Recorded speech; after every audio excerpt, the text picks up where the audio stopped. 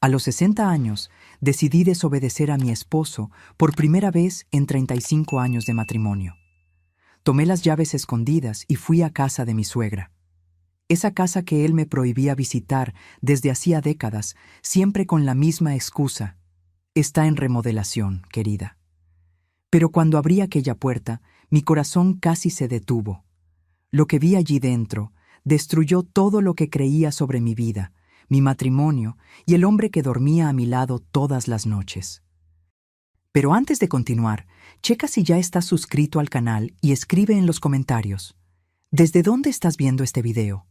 Nos encanta saber hasta dónde están llegando nuestras historias. Mi nombre es Sofía, tengo 60 años y durante 35 años fui la esposa perfecta. Esa que nunca cuestionaba, nunca dudaba, nunca desobedecía. Me levantaba temprano para preparar el café, mantenía la casa impecable, esperaba a mi esposo Ricardo al llegar del trabajo con una sonrisa en el rostro. Todos me decían que tenía suerte. Un matrimonio estable, sin peleas, sin escándalos. Pero lo que nadie veía era el silencio. Ese silencio que crecía entre nosotros como una pared invisible, construida ladrillo a lo largo de los años. Y en el centro de ese silencio estaba un único lugar que me estaba prohibido: la casa de doña Carmen, mi suegra, en el pequeño pueblo de San Miguel. Conocí a doña Carmen solo 3 veces en la vida. La primera fue el día de mi boda, cuando ella vino a la ciudad para la ceremonia. Recuerdo que me abrazó con fuerza, sus ojos gentiles me observaban con una ternura que me hizo sentir acogida. La segunda vez fue algunos meses después, cuando Ricardo y yo fuimos a visitarla. La casa era sencilla, pero llena de luz, con un patio repleto de flores que ella misma cuidaba. Doña Carmen me mostró cada rincón de aquella casa con orgullo, me contó historias de la infancia de Ricardo, me hizo sentir parte de la familia. La tercera y última vez fue hace 33 años. Después de eso, aquella puerta se cerró para mí. Al principio, las excusas de Ricardo parecían razonables. La casa necesita reformas urgentes, Sofía. El techo se está cayendo, las paredes tienen filtraciones. Es peligroso llevarte allí. Yo le creí. Claro que le creí. Ricardo siempre fue un hijo dedicado, preocupado por el bienestar de su madre. Él viajaba a San Miguel regularmente, cada 2 o 3 meses, siempre solo. Hay mucho polvo, mucho trabajo. Te cansarías, decía él, besando mi frente antes de partir. Los años pasaron. Un año de reforma se transformó en 2, luego en 5, luego en 10. Siempre había un nuevo problema. Los albañiles no aparecían. Los materiales se atrasaban. Descubrieron termitas en la estructura. Necesitaron rehacer los cimientos.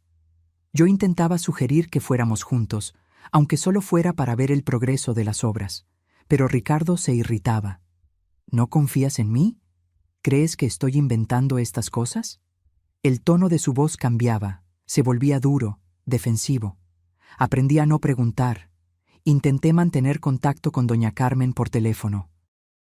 En las primeras llamadas, ella contestaba con aquella voz dulce que yo guardaba en la memoria. Preguntaba por mí, por Ricardo, por nuestra vida, pero siempre que yo mencionaba una visita, ella suspiraba. Pregúntale a Ricardo, hija. Él sabe lo que es mejor. Con el tiempo, las llamadas se hicieron más raras. Doña Carmen parecía cada vez más distante, más cansada. Y entonces, hace unos 5 años, su teléfono simplemente dejó de funcionar. El aparato se rompió, explicó Ricardo. Ya sabes cómo es. Mi mamá no entiende de esas cosas modernas. Intenté comprarle un celular, pero no puede usarlo. Una vez más, parecía lógico. Una vez más, me tragué la explicación sin cuestionar. Pero algo dentro de mí comenzó a cambiar hace 6 meses. Fue una noche común. Ricardo había vuelto de otro viaje de negocios que incluyó un paso por San Miguel. Cuando entró en casa, noté algo extraño. Sus zapatos, aquellos mocasines de piel que tanto le gustaban, estaban cubiertos de un lodo rojo y húmedo. Lodo fresco. Ricardo, ¿de dónde salió todo este lodo?, pregunté tomando los zapatos para limpiarlos. Se congeló por un segundo, solo un segundo, pero fue suficiente para que me diera cuenta. Ah, es de una obra que visité, asunto de trabajo. Pero no ha llovido en semanas, insistí mirando los zapatos. ¿Cómo puede haber lodo fresco? Su reacción me asustó. Ricardo nunca me había gritado, nunca. Por el amor de Dios, Sofía, llego a casa muerto de cansancio y te pones a interrogarme por un par de zapatos. ¿Crees que te miento? Después de 35 años, ¿eso es lo que piensas de mí? Me quedé paralizada. Mis manos temblaban. Yo solo estaba preguntando, Ricardo. No quise... Déjalo ya, me cortó, entrando al baño y cerrando la puerta con fuerza. Aquella noche, acostada a su lado en la cama, no pude dormir. Miraba el techo en la oscuridad, escuchando la respiración pesada de Ricardo, y por primera vez en 35 años me permití pensar lo impensable. Mi esposo me estaba ocultando algo. Algo relacionado con aquella casa en San Miguel. Algo lo suficientemente grande como para justificar 33 años de mentiras. Los días que siguieron fueron extraños. Ricardo se volvió excesivamente atento. Me compró flores, me llevó a cenar a un restaurante caro, elogió mi cabello, mi ropa. Era como si estuviera intentando compensar la explosión de rabia con gestos de cariño. Acepté todo con una sonrisa forzada, pero por dentro algo había cambiado. Yo ya no era aquella esposa que aceptaba todo sin cuestionar. Por primera vez, comencé a observarlo. Realmente observarlo. Y fue así como noté otros detalles. Sus viajes se hicieron más frecuentes. Casi toda semana él tenía algún compromiso que lo llevaba fuera de la ciudad. Siempre volvía con historias elaboradas sobre reuniones, contratos, clientes. Pero ahora yo prestaba atención a las cosas pequeñas, el perfume diferente que a veces venía en su ropa, la forma en que sonreía al celular cuando creía que yo no lo estaba mirando, las llamadas que siempre contestaba en otra habitación, hablando bajo. El cambio definitivo sucedió hace 3 semanas. Era una mañana de sábado, y yo estaba preparando el café cuando sonó el timbre. Miré por la ventana y vi un carro negro estacionado frente a nuestra casa. Un hombre de traje gris bajó, cargando un portafolio de piel. «Ricardo», llamé, «hay alguien en la puerta». Mi esposo apareció en la sala frunciendo el ceño. Cuando abrió la puerta, el hombre se presentó. «Buenos días. Mi nombre es Dr. Enrique Cárdenas. Soy abogado. Estoy buscando al señor Ricardo Salas». «Soy yo», respondió Ricardo, y me di cuenta de que su voz estaba tensa. «¿Puedo pasar? Necesito hablar con usted sobre un asunto delicado relacionado con su madre, doña Carmen». Mi corazón se aceleró. Me acerqué a la puerta y el abogado me notó. «¿Usted es...?» «Soy Sofía, esposa de Ricardo». El abogado asintió gravemente. «Tal vez sea mejor que la señora también escuche esto». Nos sentamos en la sala. Ofrecí agua, pero mis manos temblaban tanto que casi dejó caer el vaso. El abogado abrió su portafolio y sacó algunos documentos. «Señor Ricardo, señora Sofía», comenzó, con una voz profesional pero gentil. «Lamento informarles que doña Carmen falleció hace 45 días». El mundo se detuvo. Sentí como si el aire hubiera sido succionado de la sala. «¿Qué?», susurré. «¿Cómo que 45 días? ¿Por qué? ¿Por qué nadie nos avisó?» Ricardo estaba pálido, absolutamente inmóvil. No lloró, no reaccionó. Solo se quedó allí sentado, mirando al abogado como si no comprendiera las palabras.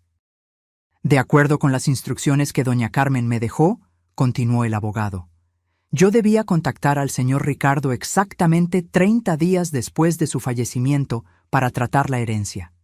Pido disculpas si esto causó algún trastorno, pero esas fueron sus instrucciones expresas». 30 días. Él había esperado 30 días. Entonces, ¿por qué ahora, 45 días después? Doña Carmen falleció en el Hospital Regional de San Miguel debido a complicaciones cardíacas, explicó el abogado. El funeral se realizó conforme a sus deseos, de forma simple y discreta. Ahora, en cuanto a la herencia, sacó un sobre grueso y un llavero con varias llaves antiguas. Todos los bienes a nombre de doña Carmen, incluyendo la casa y el terreno en San Miguel, fueron dejados en testamento para usted, Ricardo, como hijo único y heredero legal. Las llaves tintinearon cuando él las colocó sobre la mesa de centro. Las miré como si fueran pedazos de metal malditos. Aquellas eran las llaves de la casa que me fue negada por más de 3 décadas. Aquí están las escrituras, ya transferidas a su nombre, continuó el abogado, entregando los documentos a Ricardo. Y estas son las llaves de la propiedad. También hay algunas pertenencias personales de doña Carmen que usted podría querer recoger. Cuando el abogado finalmente se fue, dejando aquel silencio pesado en la sala, yo exploté. 45 días, Ricardo. Mi voz salió más alta de lo que pretendía. Tu madre murió hace 45 días y no me contaste nada. Yo no sabía, gritó de vuelta, levantándose bruscamente. ¿Crees que yo lo sabía? Estoy tan impactado como tú. ¡Mentira! Escuché mi propia voz resonar por la casa, sorprendiéndome a mí misma. Nunca le había gritado a Ricardo. Nunca. Tú sabías. Aquellos zapatos con lodo, hace 6 meses. No estabas en ninguna obra de trabajo. Estabas allí, en San Miguel. Tu madre estaba enferma y me ocultaste eso. Ricardo me encaró con una expresión que nunca había visto antes. No era tristeza, era pánico, puro pánico. Estaba intentando protegerte, dijo, pero la voz salió débil, sin convicción. ¿Protegerme? ¿Protegerme de qué? ¿De despedirme de mi suegra? ¿De estar presente en el funeral? ¿De hacer una oración por ella? Él no respondió. Solo tomó el sobre con los documentos y las llaves, guardó todo en su portafolio y se dirigió a la oficina, o estudio. Escuché el clic de la cerradura cuando cerró el cajón. Me quedé sola en la sala, temblando de rabia y dolor. No era solo la muerte de doña Carmen lo que me lastimaba, aunque eso dolía profundamente. Era la mentira. Era darme cuenta de que el hombre con quien había vivido por 35 años era capaz de esconder algo tan importante, tan devastador. Aquella noche no pude cenar. Me quedé en la cocina, mirando al vacío, intentando juntar las piezas de un rompecabezas que no tenía sentido. ¿Por qué Ricardo escondería la muerte de su propia madre? ¿Por qué aquella casa estaba tan prohibida? ¿Qué había en San Miguel que él no quería que yo viera? Y entonces me acordé de algo. Años atrás, tal vez unos 10 años, yo estaba limpiando la oficina de Ricardo y encontré un recibo extraño. Era de una tienda de materiales de construcción en San Miguel, pero la cantidad y los valores me llamaron la atención. Eran compras mensuales, siempre al final del mes, siempre con valores altos. En aquel momento, cuando le pregunté a Ricardo, me dijo que era para la remodelación de la casa de su madre. Tenía sentido, así que no cuestioné. Pero ahora me preguntaba, ¿esos recibos eran realmente para remodelación o eran para otra cosa? En los 3 días siguientes, Ricardo apenas me habló. Se encerraba en la oficina, contestaba llamadas en voz baja, parecía nervioso, agitado. Yo lo observaba por los rincones, estudiando cada movimiento, cada expresión. Y me di cuenta de que tenía miedo. Miedo de que yo descubriera algo. Y entonces, en la 4ª mañana después de la visita del abogado, Ricardo anunció: «Necesito viajar por trabajo. Es urgente. Un proyecto importante en otro estado. Estaré fuera una semana, tal vez 10 días». Lo miré, a la maleta que ya estaba lista al lado de la puerta, a la forma en que evitaba mi mirada. «Qué conveniente», pensé. «Tu madre acaba de morir y tienes que viajar». Pero no dije nada en voz alta. Solo asentí. «Está bien, buen viaje». La decisión vino como un rayo. Apenas Ricardo salió de casa, con la maleta y aquel aire de alivio mal disimulado, supe exactamente lo que necesitaba hacer. A los 60 años, por primera vez en la vida, iba a desobedecer a mi esposo. Iría a San Miguel. Iría a ver aquella casa con mis propios ojos. Pero primero necesitaba las llaves. Esperé 10 minutos después de que Ricardo se fuera, solo para asegurarme de que no regresaría. Luego me dirigí a su oficina. La puerta estaba cerrada, como siempre. Mi corazón latía tan fuerte que podía oírlo en mis oídos. ¿Dónde guardaría Ricardo la llave de la oficina? Pensé rápidamente. Ricardo era metódico, organizado, pero también arrogante. Nunca imaginaría que yo osaría entrar en su oficina.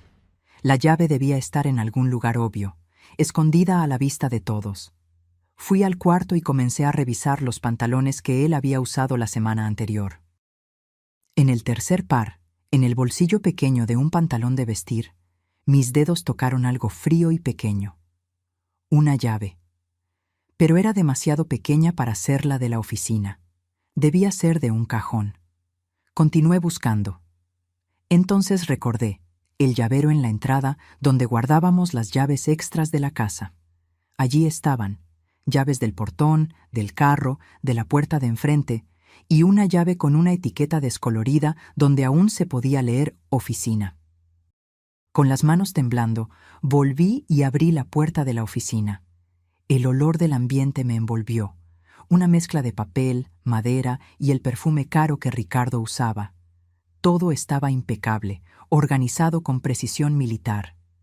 Fui directo al escritorio, a los cajones del lado derecho. El primero se abrió fácilmente. Solo tenía plumas, blocs de papel, nada importante. El segundo también. Pero el tercero estaba cerrado con llave. Tomé la pequeña llave que había encontrado en el bolsillo del pantalón y probé. Encajó perfectamente. Dentro del cajón, lo primero que vi fue el llavero que el abogado había dejado. Las llaves de la casa de doña Carmen. Mis dedos se cerraron alrededor de ellas con fuerza. Pero había más. Debajo del llavero, una carpeta azul gruesa. En la portada, con la letra impecable de Ricardo. San Miguel, Inversiones. Abrí la carpeta. No había proyectos de remodelación, no había planos arquitectónicos. Lo que encontré fueron cientos de recibos, todos organizados por fecha, todos de la misma tienda de materiales de construcción. Cemento, arena, ladrillos, pintura, herrajes, compras mensuales durante años. Los valores eran absurdos.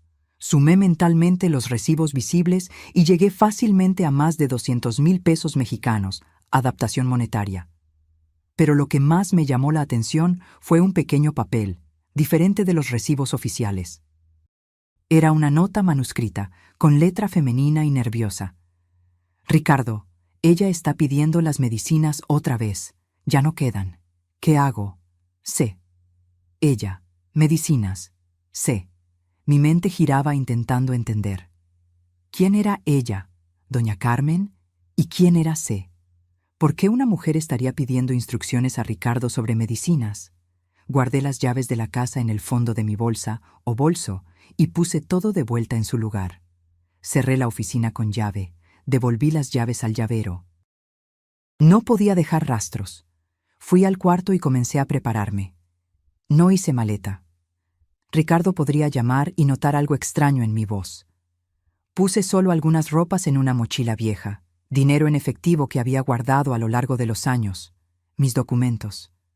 Dejé mi celular en modo silencioso. Si Ricardo llamaba, yo simplemente no contestaría de inmediato. Enviaría un mensaje después. Estaba en la ducha o estaba durmiendo. Pedí un taxi por aplicación hasta la terminal de autobuses. Durante el trayecto, miré por la ventana la ciudad donde había vivido por tantos años. Todo parecía diferente ahora, como si estuviera viendo a través de una lente nueva. ¿Cuántas otras mujeres estarían pasando por situaciones parecidas? ¿Cuántas aceptaban las mentiras de sus esposos sin cuestionar, como yo había hecho por décadas? En la terminal, compré un boleto para la ciudad más cercana a San Miguel. No quise comprar directo para allá. Tenía miedo de dejar rastros muy obvios. El viaje sería largo, casi 7 horas con trasbordo. Me senté cerca de la ventana en el autobús. A mi alrededor, personas comunes viviendo sus vidas comunes. Una madre intentando calmar a un bebé llorando. Un joven escuchando música alta en los audífonos. Una pareja de ancianos de la mano echando una siesta juntos. Envidié a aquella pareja por un momento. Parecían tener algo que Ricardo y yo nunca tuvimos. Verdad. Durante las largas horas de viaje, me quedé mirando por la ventana, viendo el paisaje cambiar. La ciudad grande dio lugar a ciudades más pequeñas, luego a campos verdes, sembradíos, caminos de tierra. El cielo era más abierto aquí, más limpio. Hacía tanto tiempo que no salía de la ciudad que casi había olvidado cómo era el resto del mundo. Intenté armar el rompecabezas en mi mente. Ricardo decía que la casa estaba en remodelación hacía 33 años. Los recibos probaban que él compraba materiales de construcción regularmente. ¿Pero para qué? ¿Para construir qué? Las remodelaciones no duran décadas. Y aquella nota sobre medicinas. ¿Doña Carmen estaba enferma? ¿Por qué Ricardo nunca me contó? Y lo más importante, ¿quién era la mujer que escribió aquel recado? Sé. Cuando finalmente llegué a la ciudad vecina de San Miguel, ya era media tarde. Fui hasta el punto donde las vans rurales partían para los pueblos más pequeños. Le pregunté a un conductor sobre San Miguel. ¿San Miguel? Claro, la van azul de allí va para allá. Sale dentro de 15 minutos, dijo, señalando. Entré en la van y me senté cerca de la ventana. Había algunas mujeres volviendo del mercado con bolsas de verduras y compras. Una de ellas, de apariencia amable y unos 50 años, se sentó a mi lado. ¿Primera vez en San Miguel?, preguntó con una sonrisa. En realidad no, respondí, escogiendo mis palabras con cuidado. Ya vine hace muchos años. Estoy volviendo para visitar un lugar. Ah, qué bien. San Miguel es pequeño, pero es un lugar tranquilo. Todo el mundo se conoce por allá. Respiré hondo y me arriesgué. ¿Usted conoce la casa de doña Carmen, la mamá de Ricardo? El rostro de la mujer cambió instantáneamente. Había sorpresa allí, pero también... ¿compasión? Doña Carmen, pobrecita, ella falleció hace más de un mes, ¿sabe? Todo el mundo se sorprendió. Estaba tan aislada en los últimos años. ¿Aislada?, repetí, fingiendo no saber nada. Sí, doña Carmen era una mujer activa, participaba en las reuniones de la iglesia, cuidaba el jardín, pero hace unos años simplemente desapareció. Ricardo, su hijo, construyó aquella cerca alta alrededor de la casa. Decía que era por seguridad, pero parecía más una prisión. Nadie más veía a doña Carmen. Cuando preguntábamos, Ricardo decía que estaba frágil, que no podía recibir visitas. Mi estómago se revolvió. ¿Y la casa? ¿Cómo está? La casa está hermosa, bien cuidada, pintada. No parece que haya tenido ninguna reforma, para serle sincera. Solo aquella cerca alta que le da un aire extraño al lugar. La van me dejó cerca del centro de San Miguel. Era exactamente como lo recordaba de décadas atrás, solo que ahora todo parecía más pequeño, más íntimo. Las calles empedradas, las casas sencillas pero bien cuidadas, la plazuela con bancas de madera, donde algunos ancianos conversaban a la sombra de los árboles. Seguí las indicaciones que la mujer de la van me había dado. Pasa por la iglesita, da vuelta a la izquierda en la calle de la panadería, sigue derecho hasta ver una casa blanca con portón de hierro. Mi corazón latía cada vez más fuerte a cada paso. Y entonces la vi. La casa de doña Carmen estaba al final de una calle tranquila. Me detuve a unos metros de distancia, solo observando, intentando procesar lo que mis ojos veían. La mujer de la van tenía razón. La casa estaba impecable. Paredes blancas recién pintadas, ventanas con marcos de madera en perfecto estado, tejas limpias. El jardín era hermoso, con pasto verde y flores coloridas, rosas, lirios, begonias. Pero lo que más me impactó fue la cerca.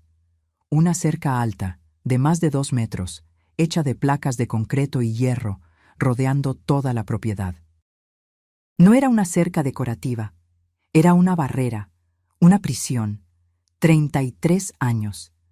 33 años me dijo que esta casa estaba en ruinas, en obras, peligrosa, y lo que yo veía frente a mí era una propiedad perfecta, bien cuidada, hermosa.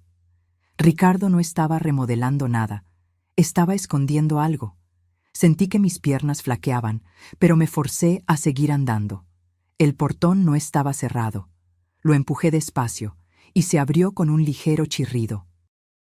Subí los 3 escalones del porche, mi mano temblando tanto que necesité 2 intentos para poner la llave en la cerradura. La llave giró suavemente. La puerta se abrió, y entonces un olor me golpeó. No era malo, pero era extraño.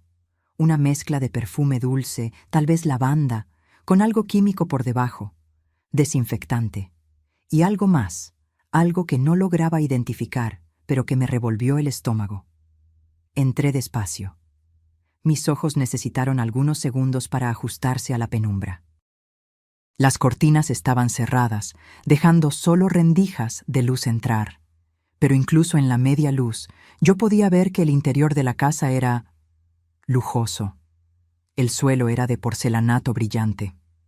La sala tenía un sillón enorme de piel, una televisión gigantesca en la pared, muebles modernos y caros. Todo parecía nuevo, intocado. Nada de aquello combinaba con la casa sencilla que yo recordaba de 33 años atrás. Era como si hubiera entrado en otra dimensión. Di algunos pasos por la sala, mis ojos recorriendo cada detalle. Y entonces vi la pared. Una pared entera cubierta de portarretratos. Decenas de ellos, todos con fotos de Ricardo. Ricardo en la playa. Ricardo frente a monumentos famosos en el extranjero. Ricardo sosteniendo trofeos. Ricardo al lado de carros caros que yo nunca había visto. Era un santuario, un templo dedicado al ego de mi esposo. Pero lo que me dolió más fue darme cuenta. No había ni una sola foto de doña Carmen. Ni una foto nuestra, de nuestra boda. Era como si ni ella ni yo existiéramos en el mundo de Ricardo. Respiré hondo, intentando controlar las emociones que amenazaban con dominarme. Necesitaba continuar. Necesitaba ver el resto. Crucé la sala y fui a la cocina. Era moderna, equipada con electrodomésticos de última generación. Todo brillaba, todo estaba en su lugar. En la puerta del refri, algo llamó mi atención. Un dibujo infantil pegado con un imán. Era un dibujo simple, hecho con crayones, mostrando 3 personas, un hombre alto, una mujer y una figura pequeña entre ellos. Encima del hombre, escrito con letra infantil, papá. Mi corazón se detuvo. Papá. ¿Ricardo tenía un hijo? ¿Cómo? ¿Cuándo? Salí de la cocina en un trance, caminando por el pasillo. Había varias puertas. Abrí la primera, un cuarto vacío, pero bien decorado. La segunda, un baño impecable. La tercera puerta, al final del pasillo, estaba cerrada con llave. Volví al llavero que tenía en la bolsa. Había varias llaves. Probé 1, 2, 3. En el cuarto intento, la cerradura cedió. Abrí la puerta. El olor me golpeó como un puñetazo. Fuerte, inconfundible. Medicinas, desinfectante, enfermedad. La luz que entraba por la puerta iluminó la habitación poco a poco. En el centro había una cama. Pero no era una cama común. Era una cama de hospital, de metal, con barandales laterales. Los barandales estaban bajados ahora, la cama vacía, el colchón cubierto con plástico protector. Al lado de la cama, una mesa llena de frascos de medicamento. Algunos vacíos, otros a la mitad. Cajas de pastillas, jeringas aún en el empaque, un cilindro de oxígeno pequeño tirado en el suelo. Este había sido el cuarto de doña Carmen. No un cuarto acogedor, sino un cuarto de hospital. Un cuarto donde ella vivió encerrada, aislada, muriendo poco a poco. Caminé despacio hasta la cama. Mis piernas parecían hechas de plomo. Toqué los barandales fríos del metal e imaginé a doña Carmen allí, sola, asustada, pidiendo ayuda que nunca llegó. Pero había algo más. El cuarto era grande, y me di cuenta de que estaba dividido. El área alrededor de la cama era sombría, con aquel olor a hospital. Pero del otro lado, me giré y casi me desmayo. La otra mitad de la pared estaba pintada de un azul claro, alegre, y estaba completamente cubierta de fotografías. No las fotos narcisistas de Ricardo solo que yo había visto en la sala. Estas eran fotos de familia. En todas ellas, Ricardo aparecía con una mujer. Ella era joven, bonita, de cabello largo y oscuro, y en sus brazos, o entre los dos, siempre había un niño. Un chico de unos 5 o 6 años, con los mismos ojos y la misma sonrisa de Ricardo. Había fotos en la playa, en parques de diversiones, en fiestas de cumpleaños. Fotos en esta misma sala donde yo estaba, los tres abrazados en el sillón de piel que yo acababa de ver. Y la foto más cruel de todas, una foto tomada en este cuarto, con Ricardo, la mujer y el niño posando y sonriendo, y doña Carmen al fondo, acostada en la cama de hospital, una figura frágil y desolada, sirviendo de telón de fondo para aquella farsa de familia feliz. Mis piernas no me sostuvieron más. Me desplomé en el suelo frío, mi visión empañada por las lágrimas. Todo tenía sentido ahora, terriblemente sentido. Ricardo tenía otra familia, otra vida. Esta casa no era para doña Carmen, era para ellos, para la mujer y el niño.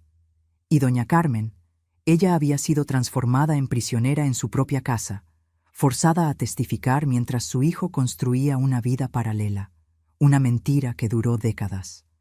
No sé cuánto tiempo estuve allí, sentada en el suelo frío de aquel cuarto que olía a muerte y traición. Pudieron haber sido minutos u horas. El tiempo perdió significado. Todo lo que yo sabía, todo en lo que yo creía, se había desmoronado. 35 años de matrimonio, 35 años al lado de un hombre que yo pensé conocer. Y él tenía otra familia, otro hijo, otra vida que él mantenía escondida aquí, en esta casa, mientras me engañaba con excusas sobre remodelaciones interminables. Finalmente, con mucho esfuerzo, me levanté. No podía derrumbarme ahora. Necesitaba pruebas. Necesitaba entender completamente lo que Ricardo había hecho. No solo conmigo, sino con doña Carmen. Comencé a arrancar algunas de las fotos de la pared. No me importó cuando los portarretratos cayeron y el cristal se rompió en el suelo. Necesitaba aquellas imágenes. Eran la prueba de todo. Entonces me acordé de las medicinas. Fui a la mesa de noche y abrí los cajones. El primero tenía más frascos de vitaminas y analgésicos comunes. El segundo tenía jeringas, algodón, alcohol. Pero el tercer cajón estaba cerrado con llave. Miré alrededor y vi una llave pequeña colgada en un clavo detrás de la puerta. Abrí el cajón. Allí dentro, debajo de algunas ropas viejas de doña Carmen, encontré un cuaderno. Era uno de esos cuadernos escolares simples, con tapa dura azul. Mi mano tembló cuando lo tomé. Abrí en la primera página. Era la letra de doña Carmen. La reconocí inmediatamente, aunque un poco temblorosa. La fecha era de 4 años atrás. Ricardo me dijo que va a remodelar la casa. Estoy tan feliz de que mi hijo se preocupe tanto por mí. Que Dios lo bendiga. Volteé las páginas, leyendo entrada tras entrada. Al principio, eran anotaciones felices sobre las mejoras en la casa, sobre cómo Ricardo era atento. Pero después, el tono comenzó a cambiar. Ricardo trajo a una muchacha para quedarse aquí. Dijo que es una colega de trabajo que está con problemas y necesita un lugar temporal. Ella parece buena persona, pero es extraño. ¿Por qué Ricardo no me comentó esto antes? Algunas páginas después, la muchacha, Camila, trajo a un niño, un chico hermoso. Ricardo dice que están ayudando a una familia necesitada. Pero los ojos de ese niño son iguales a los de Ricardo cuando era pequeño. Soy madre, yo sé. Yo cargué a ese niño en mi vientre. Conozco cada rasgo de mi hijo. Mi visión se empañó por las lágrimas, pero continué leyendo. Las entradas se volvían más espaciadas, la letra más temblorosa. Le pregunté a Ricardo si el niño es suyo. Me gritó. Dijo que estoy volviéndome senil, que estoy imaginando cosas. Desde entonces comenzó a cerrar la puerta de mi cuarto por fuera. Dice que es para mi seguridad, que puedo caerme si salgo sola por la noche. Pero sé que es mentira. Soy prisionera en mi propia casa. Continué leyendo, cada palabra como una puñalada. Pedí llamar a Sofía. Quiero verla, quiero contarle la verdad, pero Ricardo dijo que ella está muy enferma, que no puede viajar. ¿Será verdad? ¿O es otra mentira?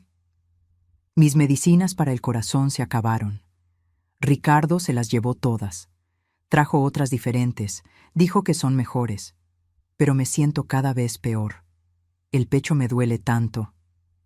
Camila tiene miedo de él también. Me di cuenta por la forma en que baja los ojos cuando él habla. Ella está atrapada aquí de la misma forma que yo. Somos dos prisioneras. Ricardo trajo un abogado. Quiere que yo firme papeles dándole todo a él. Me rehusé. Le aventé la pluma. Entonces él dijo algo terrible. Dijo que algo podría pasarle a Sofía si yo no cooperaba. Usó su nombre como amenaza. Dios me perdone, pero tengo miedo de en lo que se ha convertido mi hijo. La última entrada estaba casi ilegible, escrita con una letra tan temblorosa que apenas se podía entender. Me estoy muriendo, lo sé. Mi corazón está fallando y él no me da las medicinas correctas.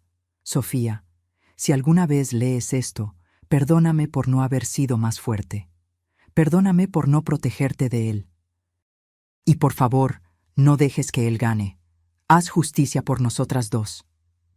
Cerré el cuaderno y lo apreté contra el pecho, sollozando. Doña Carmen había muerto sola, asustada, traicionada por su propio hijo. Y él usó mi nombre como arma contra ella. Guardé el cuaderno en mi bolsa junto con las fotos. Entonces oí un ruido allá afuera. Voces. Alguien estaba conversando afuera de la casa. Me congelé. ¿Sería Ricardo? ¿Habría descubierto que yo estaba aquí? Caminé silenciosamente hasta la ventana y espié por las cortinas. Había dos mujeres en la acera conversando. Una de ellas señaló la casa y dijo algo que no logré escuchar. Respiré aliviada. No era Ricardo, pero necesitaba salir de allí. No podía correr el riesgo de ser vista o, peor, de que Ricardo apareciera de sorpresa. Salí del cuarto, crucé la casa rápidamente y abrí la puerta de enfrente. Fue entonces cuando una de las mujeres me vio. «Con permiso», llamó, acercándose. «¿Usted es?» Por un segundo pensé en mentir, pero estaba cansada de mentiras, demasiado cansada. «Soy Sofía», respondí, «la esposa de Ricardo». Las dos mujeres intercambiaron miradas de sorpresa. La más vieja, una señora de unos 70 años, se llevó la mano al corazón. «¿Esposa? Pero Ricardo siempre dijo que usted estaba muy enferma, que por eso nunca venía a visitarlo». «Sé lo que dijo», respondí, mi voz saliendo más firme de lo que esperaba. «Pero como puede ver, estoy bien, muy bien. Y ahora sé por qué él nunca me trajo aquí». La mujer más joven, que debía tener unos 50 años, se presentó.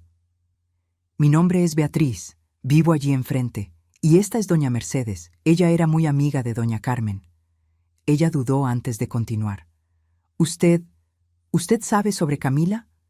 Mi corazón se aceleró al escuchar el nombre. ¿Camila? Beatriz miró a doña Mercedes, como pidiendo permiso para hablar. La señora más vieja asintió lentamente. «Camila es bueno, creo que sería la otra esposa de Ricardo», dijo Beatriz, escogiendo las palabras con cuidado. «Ella vive aquí hace unos 5 años. Tiene un niño, Gabriel. Todos aquí lo saben, pero nadie sabía bien qué decir. Ricardo es intimidante, y después de que cercó la casa y aisló a doña Carmen, todo el mundo tuvo miedo de meterse». Doña Mercedes sacudió la cabeza, los ojos llenos de lágrimas. «Carmen era mi mejor amiga. Hacíamos crochet juntas, íbamos a misa, cuidábamos el jardín. Cuando Ricardo construyó aquella cerca y comenzó a decir que ella estaba demasiado enferma para recibir visitas, intenté verla varias veces. Pero Ricardo estaba siempre en la puerta, impidiéndome. Mi mamá necesita reposo, decía, y poco a poco, Carmen simplemente desapareció. Pero la casa estaba siempre con movimiento, continuó Beatriz. Camila entrando y saliendo con el niño, Ricardo llegando con el carro lleno de compras. Era como si ellos vivieran una vida normal aquí, mientras doña Carmen estaba encerrada allá dentro. ¿Ustedes saben dónde está Camila ahora?, pregunté, sintiendo una mezcla de rabia y curiosidad. Ella se fue poco después de que doña Carmen murió, respondió doña Mercedes.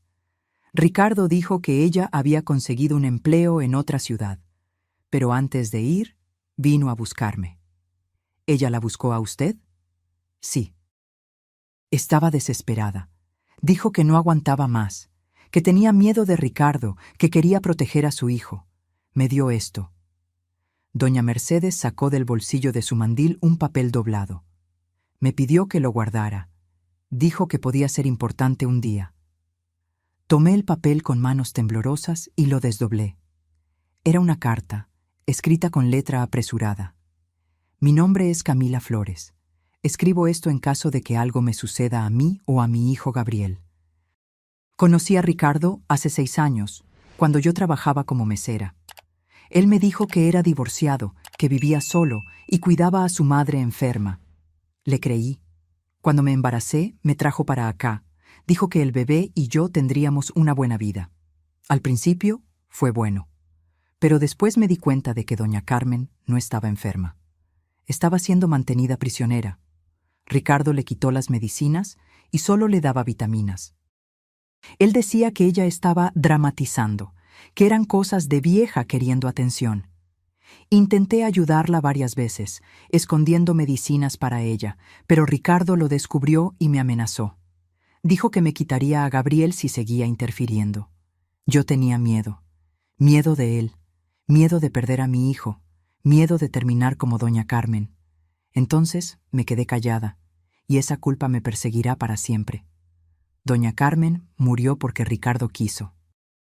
Él quería la herencia, quería la casa, quería deshacerse del peso de cuidar a su madre. Y lo consiguió. Si alguien encuentra esta carta, por favor, no dejen que él se salga con la suya. Por la memoria de doña Carmen, hagan justicia. Cuando terminé de leer, necesité apoyarme en la pared. Era todo peor de lo que imaginaba. No era solo traición conyugal, era asesinato. Ricardo había matado a su propia madre, dejándola sin los medicamentos necesarios. ¿Dónde está Camila ahora?, pregunté. No sé con certeza, respondió doña Mercedes. Ella dijo que iba a intentar volver con su familia en el interior de Oaxaca, pero tenía tanto miedo que no quiso dar detalles. Solo me pidió que guardara esta carta y la entregara a las autoridades si algo sucedía. Las autoridades, repetí. ¿Fueron a la policía? Las 2 mujeres bajaron la mirada, avergonzadas. Nosotras no teníamos pruebas, murmuró Beatriz. Era todo basado en sospechas, en cosas que oíamos a través de las paredes, en comportamientos extraños, y Ricardo es tan convincente. Teníamos miedo de que él volteara la situación contra nosotras, que nos demandara por difamación. Entendí. El miedo era una herramienta poderosa, y Ricardo sabía cómo usarla muy bien. Pero ahora tenemos pruebas, dije, sacando el cuaderno de doña Carmen de mi bolsa. Ella documentó todo, y yo tengo las fotos, los recibos y ahora esta carta de Camila. Juntos es evidencia suficiente. Doña Mercedes me miró con una expresión de esperanza mezclada con dolor. ¿Usted va a hacer algo? Voy, respondí, y sentí que, por primera vez en 35 años, yo estaba tomando el control de mi propia vida. Voy a hacer exactamente lo que doña Carmen me pidió. Voy a hacer justicia. Les pedí que me indicaran un lugar donde pudiera quedarme, ya que no quería volver a entrar en aquella casa. Beatriz insistió en que me quedara en su casa, que tenía un cuarto de huéspedes. Aquella noche, sentada en la cocina acogedora de Beatriz, Con una taza de té caliente entre las manos, comencé a formular un plan. Primero, necesitaría un abogado. No podía usar al mismo abogado que había lidiado con la herencia. Él podía estar comprometido con Ricardo de alguna forma. Necesitaba a alguien de fuera, alguien que no tuviera conexiones con mi esposo. Beatriz me ayudó a buscar en Internet. Encontramos un bufete de abogados en la capital especializado en crímenes contra ancianos y violencia doméstica. Anoté el número y decidí llamar a la mañana siguiente. Aquella noche no pude dormir. Me quedé mirando el techo, reviviendo 35 años de matrimonio bajo una nueva luz. ¿Cuántas señales había ignorado? ¿Cuántas excusas había aceptado sin cuestionar? Los viajes frecuentes de Ricardo, las llamadas que contestaba en otro cuarto, la forma en que se ponía nervioso cuando yo preguntaba por doña Carmen, y me acordé de algo que no había pensado en años. Unos 10 años atrás había recibido una llamada extraña. Una voz femenina, joven, había preguntado: ¿Usted es la esposa de Ricardo? Cuando respondí que sí, ella se quedó en silencio por un largo momento, y luego colgó. En aquel momento, cuando se lo conté a Ricardo, me dijo que debía ser una broma telefónica, que no era nada importante. Le creí, claro que le creí, pero ahora me preguntaba si aquella voz era de Camila. ¿Habría intentado avisarme? ¿Será que, en algún momento, ella pensó en exponer a Ricardo, pero tuvo demasiado miedo para seguir adelante? A la mañana siguiente, justo cuando el reloj marcó las 9, llamé al bufete de abogados. Una recepcionista contestó, y le expliqué brevemente mi situación, sin entrar en muchos detalles, solo diciendo que necesitaba ayuda urgente con un caso de abuso contra ancianos y fraude. La doctora Fernanda Campos puede atenderla hoy por la tarde, dijo la recepcionista. ¿A las 3 en punto?, confirmé. La capital quedaba a 2 horas de distancia de San Miguel. Beatriz, que había escuchado la llamada, se ofreció a llevarme en su carro. Durante el trayecto le conté todo: los 35 años de matrimonio, las mentiras, el descubrimiento de la casa, el diario de doña Carmen. Beatriz escuchó en silencio, solo moviendo la cabeza ocasionalmente. «Usted es muy valiente», dijo cuando terminé. Muchas mujeres en su situación simplemente volverían a casa y fingirían que no vieron nada. Es más fácil vivir en la mentira que enfrentar la verdad. Tal vez, respondí, pero se lo debo a doña Carmen. Murió sola, asustada, pidiendo justicia. Si no hago algo, habrá muerto en vano. El bufete de abogados quedaba en un edificio moderno en el centro de la ciudad. La doctora Fernanda Campos era una mujer de unos 45 años, cabello corto, lentes de armazón moderna y una expresión seria pero gentil. Me senté frente a su escritorio y por primera vez conté la historia completa a alguien.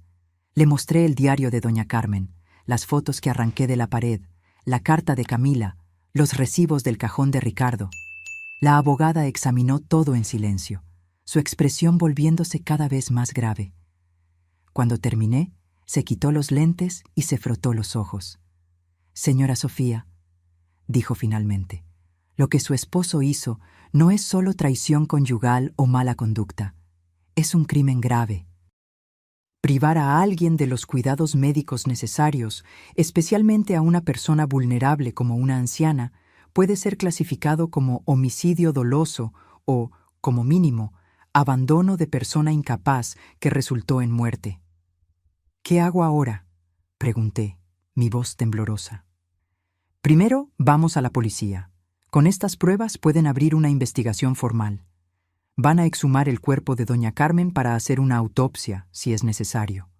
Van a investigar sus registros médicos, las recetas, todo. También querrán hablar con Camila y con los testigos en San Miguel. ¿Y en cuanto a mi matrimonio? Le recomiendo que pida el divorcio inmediatamente.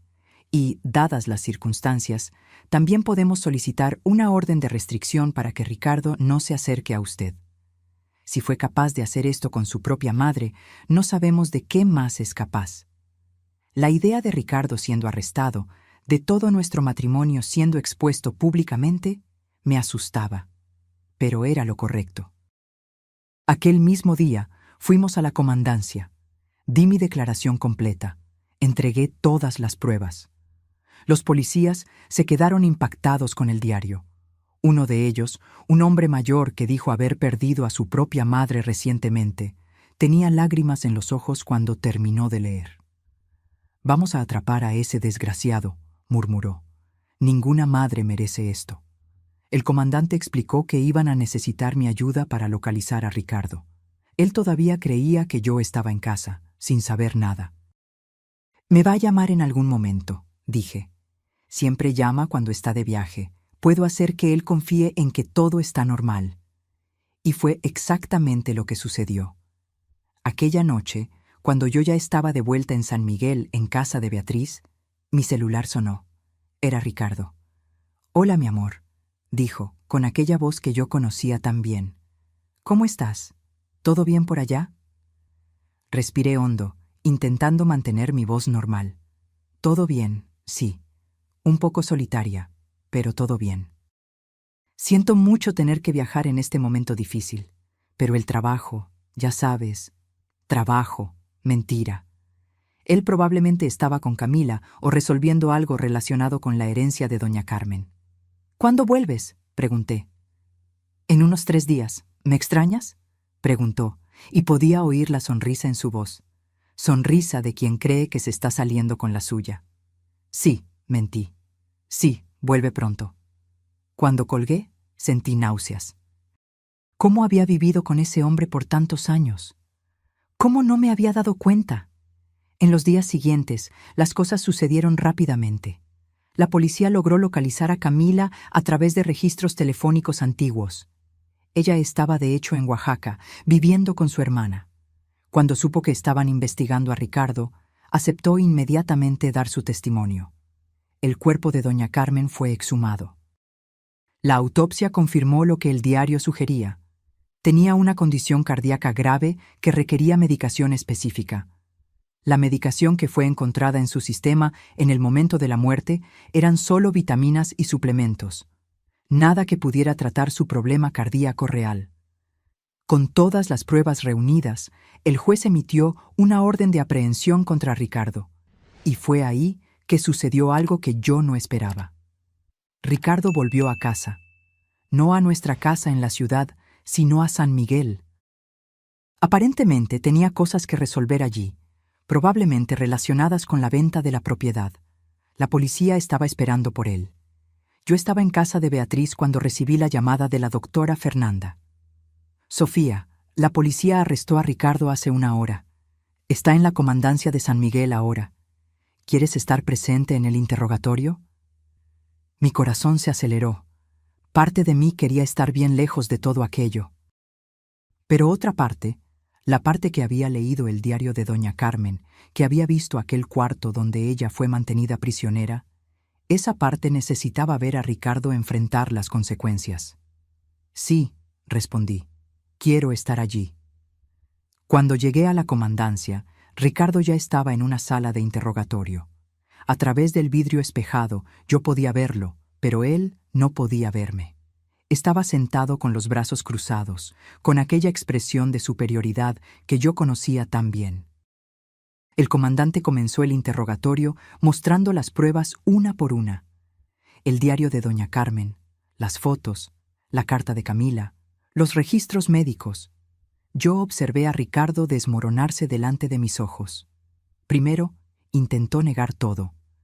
«Eso es absurdo. Mi madre estaba senil. Ella inventaba cosas». Después, intentó justificar.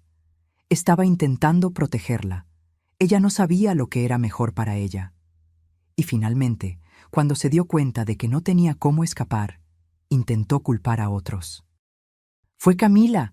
Ella era la que cuidaba las medicinas. Yo no sabía». Pero las pruebas eran irrefutables. El diario de doña Carmen describía específicamente cómo Ricardo había confiscado sus medicinas. Camila tenía recibos y mensajes de texto mostrando que Ricardo instruía exactamente qué medicamentos dar o no dar a su madre. Y había más. La policía había descubierto que Ricardo había falsificado poderes y otros documentos legales, falsificando la firma de doña Carmen para tener acceso completo a sus bienes. Cuando el comandante finalmente dijo: «Ricardo Salas, usted está siendo formalmente acusado de homicidio doloso, falsificación de documentos, apropiación indebida y privación de la libertad», yo vi a mi esposo, ex esposo, finalmente quebrarse. Se puso el rostro entre las manos y comenzó a llorar.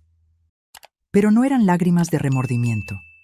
Me di cuenta de eso cuando lo oí murmurar: «Mi carrera está acabada. Mi reputación». Ni siquiera en aquel momento pensó en doña Carmen. Solo pensó en sí mismo. Salí de la comandancia con la doctora Fernanda. El cielo estaba comenzando a oscurecer, tiñéndose de naranja y púrpura. ¿Y ahora?, pregunté. Ahora el caso irá a juicio. Con las pruebas que tenemos, es casi seguro que Ricardo será condenado. Estoy estimando entre 15 a 20 años de prisión, tal vez más. Y en cuanto al divorcio, vamos a procesar para que no haya repartición de bienes. Usted no le debe nada a él. De hecho, considerando que él usó recursos del matrimonio para mantener la casa en San Miguel y la doble vida, usted tiene derecho a compensación. No quiero su dinero, dije inmediatamente. No quiero nada que venga de él. Entiendo, pero le sugiero que acepte la casa de San Miguel. Fue dejada para Ricardo por doña Carmen, pero dadas las circunstancias de su muerte, puede haber un argumento legal para que la propiedad pase a usted. Sería una forma de honrar su memoria. La casa. La casa que había sido una prisión para doña Carmen, pero que también había sido su hogar. La idea me agradó. En los meses que siguieron, todo sucedió como la doctora Fernanda predijo. Ricardo fue a juicio. Camila prestó testimonio, así como las vecinas de San Miguel. Yo también hablé, contando sobre los 35 años de mentiras, sobre cómo Ricardo me había aislado de su familia, sobre cómo él usó mi supuesto estado de salud como excusa para mantener sus dos vidas separadas. El jurado lo consideró culpable de todos los crímenes. La sentencia fue de 18 años de prisión. Cuando el juez golpeó el martillo, no sentí triunfo, solo vacío, y tal vez un poco de alivio. El divorcio se finalizó 3 meses después.